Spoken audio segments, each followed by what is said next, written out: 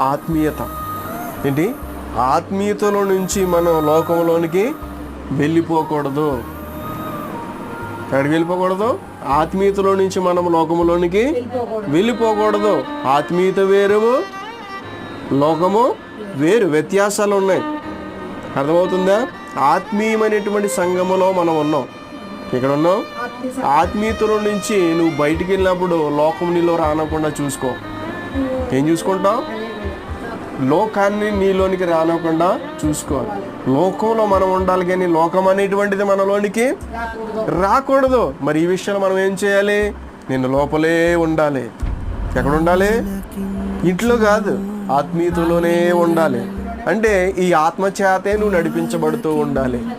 దేని చేత నడిపించబడాలి?